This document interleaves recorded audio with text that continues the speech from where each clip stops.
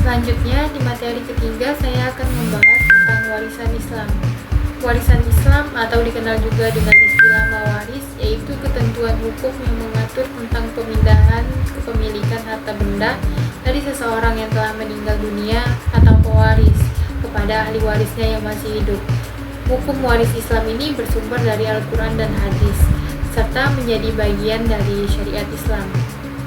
Dalam kompilasi hukum Islam buku 2, hukum kewarisan, yang dimaksud hukum kewarisan adalah hukum yang mengatur tentang pemindahan hak kepemilikan harta peninggalan atau tirkah pewaris, menentukan siapa-siapa yang berhak menjadi ahli waris dan berapa bagiannya masing-masing.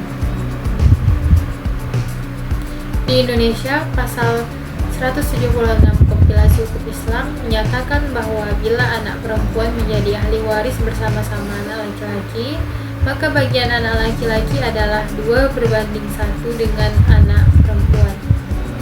Kemudian pasal 183 kompilasi hukum Islam berbunyi, para ahli waris dapat bersepakat melakukan perdamaian dalam pembagian harta warisan setelah masing-masing menyadari bagiannya.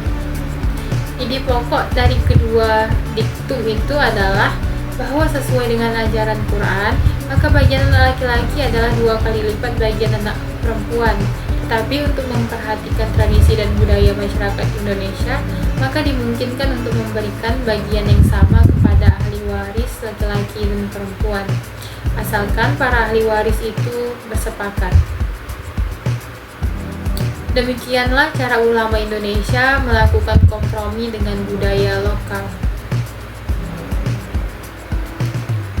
Alasan gagasan untuk memberikan bagian yang sama kepada ahli waris laki-laki dan perempuan, dulu pada masa waktu sebelum Islam, wanita sama sekali tidak dapat harta warisan. Setelah Islam datang, wanita diberi bagian warisan meskipun hanya setengah dari bagian laki-laki. Ini berarti secara sadar Islam hendak meningkatkan hak dan derajat wanita. Bila ditanyakan kenapa tidak sekaligus saja wanita diberi bagian yang sama dengan laki-laki, memang tidak jelas. Tapi ajaran Islam itu memang sering diberlakukan secara bertahap, misalnya seperti pengharaman khamar. Kemudian, oleh karena kehidupan modern sekarang ini telah memberikan kewajiban yang lebih besar kepada wanita dibanding pada masa lalu, sehingga wanita sekarang juga dapat memberikan peran yang sama dengan laki-laki dalam masyarakat. Maka logis saja jika hak-haknya dalam warisan juga ditingkatkan agar sama dengan laki-laki. Pada pertengahan dekade 80-an, Haji Munawir Sajali yang ketika itu kebetulan juga menjabat sebagai Menteri Agama Republik Indonesia pernah melontarkan ide agar dalam pembagian harta warisan umat Islam Indonesia memberikan bagian yang sama terhadap anak laki-laki dan perempuan.